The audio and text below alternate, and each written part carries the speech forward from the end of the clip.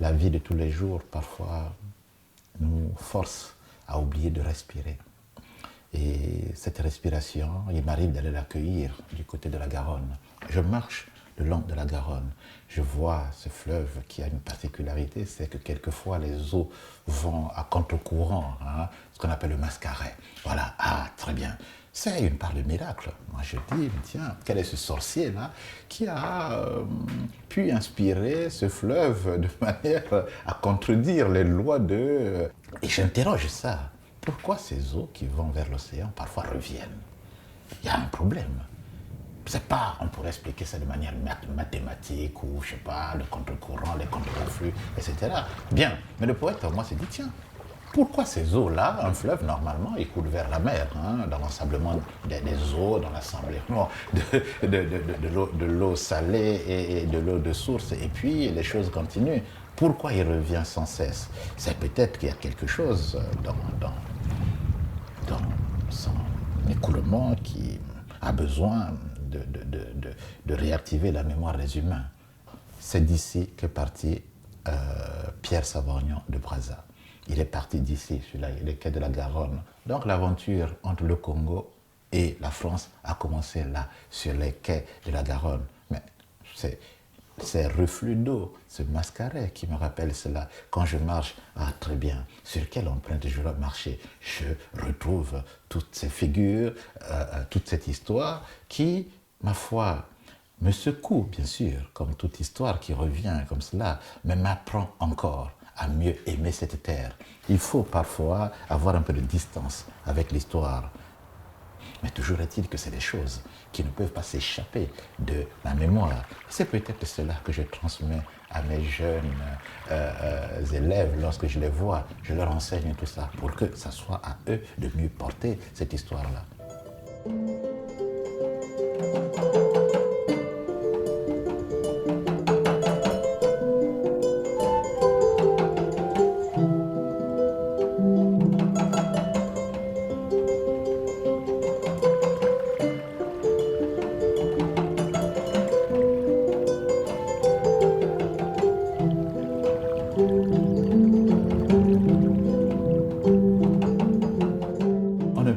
À célébrer que ce qu'on a plus, que ce qu'on n'a pas.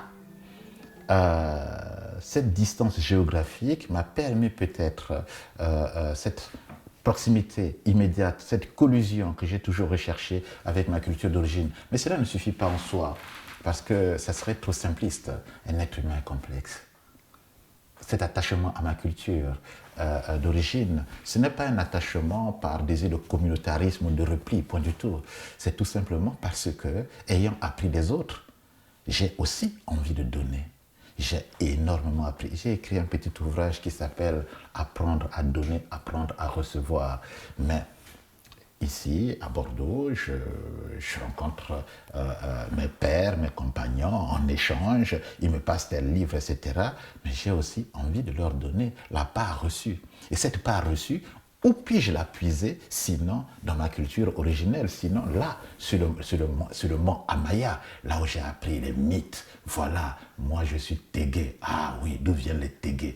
Paraît-il qu'il vient du mont Amaya et qu'un jour, un certain monsieur nommé Mbamengala, il est arrivé là un soir où, après une célébration, subitement, le jour se fit nuit, la nuit se fit jour, et il a vaticiné un certain nombre d'idées qui ont fondé toute la légitimité Tégué. Ah bon, voilà, Kadi Mbamengala. Mbamengala a raconté que le peuple Tégué devait appartenir à telle source. Ah, très bien. Kadi, alors, c'est ça qu'il faut puiser. Je vais puiser ça là-bas. Voilà. Ah, donnez-moi ça. C'est mon fagot à moi que je vais aller amener au Bordelais pour qu'on puisse allumer le feu ensemble. Pourquoi me contenter seulement de prendre des bouleaux, de prendre des chaînes qui sont ici? C'est cela, hein, apprendre à donner, apprendre à recevoir.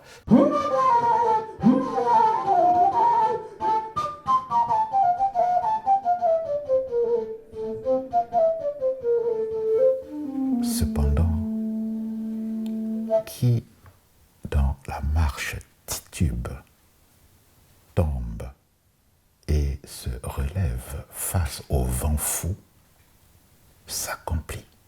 Même jeté dans la rivière, la graine qui devait germer germera et son bourgeon, à son rythme, inexorablement, se rendra arbre parmi les arbres, à toute saison. La moindre lueur que procure le poème sauve l'homme de la chute. J'ai toujours pensé que la vie n'est douloureuse qu'aux frontières externes de la poésie. Du sable qui caresse la grandeur d'un songe, du sable qui connaît l'addition des épreuves, l'agitation millénaire des poussières d'atomes, l'arbre, l'animal et l'homme naissent du sable, lieu d'empreinte. Ils s'élèvent, cheminent, ils tombent et retournent à jamais au sable, lieu du néant dans le respect de la vie. Mémoire du sable. Ce qui m'est apparu le plus immédiat, c'était le chant poétique. Tout simplement parce que lorsque j'étais enfant, là, dans le village dans lequel je suis né, il n'y avait pas la télévision, il n'y avait pas... Et nous, le soir, à la tombée de la nuit, à partir de 19h, 18h30, 19h, lorsqu'on finissait de manger, parce qu'on mange tôt, hein, du fait de l'obscurité, on allait écouter des contes. Et ce sont ces contes qui m'ont nourri, qui ont permis à l'être que je suis de mieux voir le lever du soleil, d'appréhender la lumière de la parole. Mon chemin à moi, il est celui-là, celui d'un enfant qui, parce qu'à l'époque, les enfants, parce que je suis d'une société matrilinéaire, la société matrilinéaire veut que les enfants appartiennent non pas au père biologique, mais à l'oncle maternel. Et c'est l'oncle maternel lorsque l'enfant...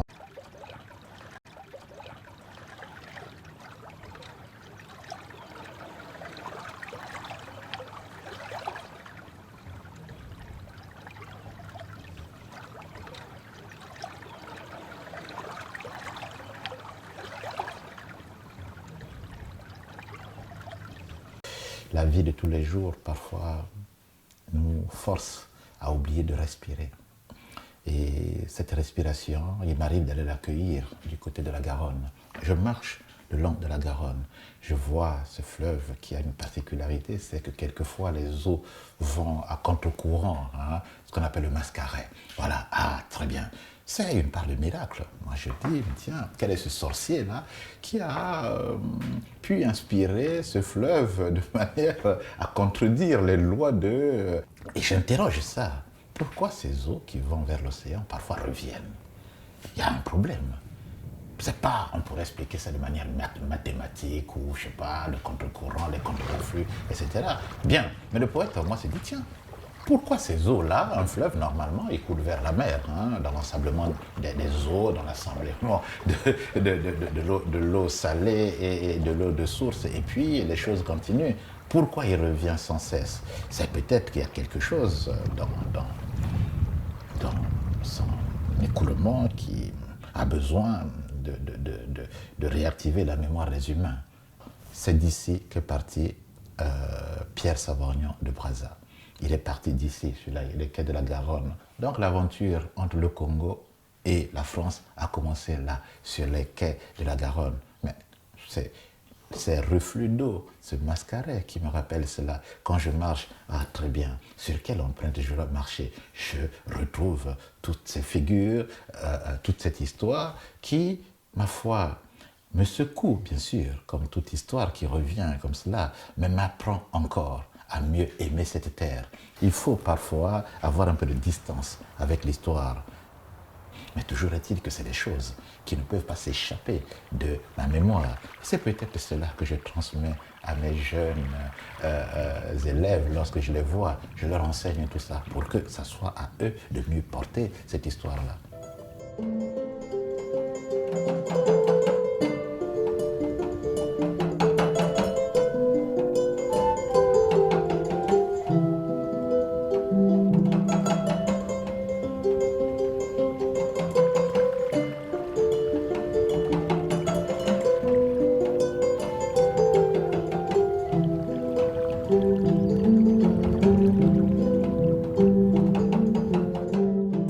réussir à célébrer que ce qu'on n'a plus, que ce qu'on n'a pas. Cette distance géographique m'a permis peut-être cette proximité immédiate, cette collusion que j'ai toujours recherchée avec ma culture d'origine. Mais cela ne suffit pas en soi, parce que ça serait trop simpliste, un être humain complexe. Cet attachement à ma culture d'origine, ce n'est pas un attachement par désir de communautarisme ou de repli, point du tout. C'est tout simplement parce que, ayant appris des autres, j'ai aussi envie de donner. J'ai énormément appris. J'ai écrit un petit ouvrage qui s'appelle « Apprendre à donner, apprendre à recevoir ». Mais ici, à Bordeaux, je rencontre mes pairs, mes compagnons, en échange, ils me passent tel livre, etc. Mais j'ai aussi envie de leur donner la part reçue. Et cette part reçue, où puis-je la puiser, sinon dans ma culture originelle, sinon là, sur le mont Amaya, là où j'ai appris les mythes. Voilà, moi je suis Tégué. Ah oui, d'où viennent les Tégués? Paraît-il qu'il vient du mont Amaya et qu'un jour, un certain monsieur nommé Mbamengala, il est arrivé là un soir où, après une célébration, subitement, le jour se fit nuit, la nuit se fit jour, et il a vaticiné un certain nombre d'idées qui ont fondé toute la légitimité Tégué. Ah bon, voilà, Kadi Mbamengala. Mbamengala a raconté que le peuple Tégué devait appartenir à telle source. Ah, très bien. Kadi, alors, c'est ça qu'il faut puiser. Je vais puiser ça là-bas. Voilà. Ah, donnez-moi ça. C'est mon fagot à moi que je vais aller amener au Bordelais pour qu'on puisse allumer le feu ensemble. Pourquoi me contenter seulement de prendre des bouleaux, de prendre des chaînes qui sont ici? C'est cela, hein, apprendre à donner, apprendre à recevoir.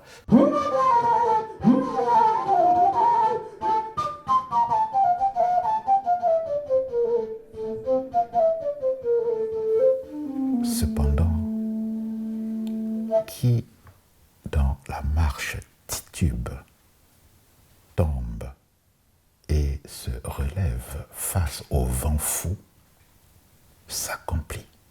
Même jeté dans la rivière, la graine qui devait germer, germera, et son bourgeon, à son rythme, inexorablement, se rendra arbre parmi les arbres. À toute saison, la moindre lueur que procure le poème sauve l'homme de la chute. J'ai toujours pensé que la vie n'est douloureuse qu'aux frontières externes de la poésie. Du sable qui caresse la grandeur d'un songe, du sable qui connaît l'addition des épreuves, l'agitation millénaire des poussières d'atomes. L'arbre, l'animal et l'homme naissent du sable, lieu d'empreinte. Ils s'élèvent, cheminent, ils tombent et retournent à jamais au sable, lieu du néant dans le respect de la vie. Mémoire du sable. Ce qui m'est apparu le plus immédiat, c'était le chant poétique. Tout simplement parce que lorsque j'étais enfant, là, dans le village dans lequel je suis né, il n'y avait pas la télévision, il n'y avait pas... Et nous, le soir, à la tombée de la nuit, à partir de 19h, 18h30, 19h, lorsqu'on finissait de manger, parce qu'on mange tôt, hein, du fait de l'obscurité, on allait écouter des contes. Et ce sont ces contes qui m'ont nourri, qui ont permis à l'être que je suis de mieux voir le lever du soleil, d'appréhender la lumière de la parole. Mon chemin à moi, il est celui-là, celui d'un enfant qui, parce qu'à l'époque, les enfants, parce que je suis d'une société matrilinéaire, la société matrilinéaire veut que les enfants appartiennent non pas au père biologique, mais à l'oncle maternel. Et c'est l'oncle maternel, lorsque l'enfant sort du giron maternel, qui organise le chemin de l'enfant. Donc il fallait, à l'époque c'est comme ça se faisait, il fallait aller rencontrer l'ensemble des tantes, des oncles qui se situaient dans différents villages, hein, à quelques kilomètres de là ou encore un peu plus loin.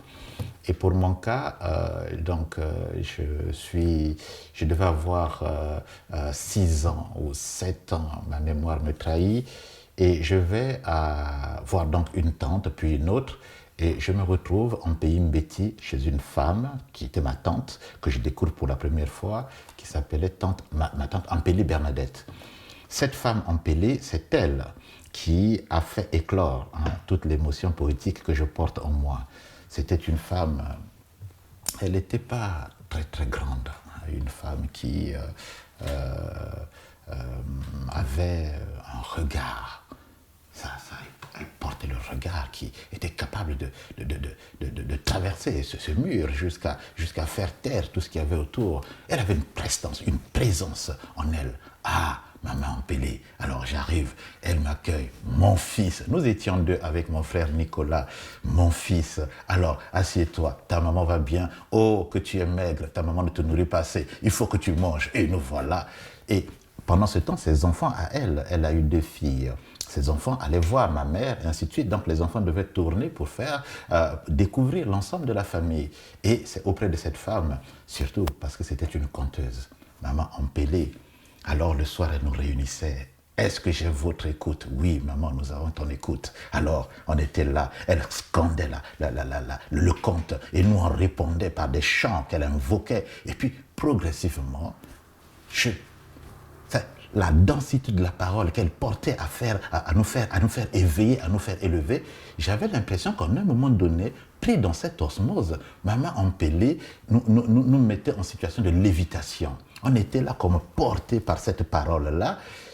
J'utilise souvent l'expression de dire, j'avais l'impression qu'elle ouvrait nos boîtes crâniennes pour semer des bulles d'émotion. À l'issue du conte, je voyais la lumière du mot.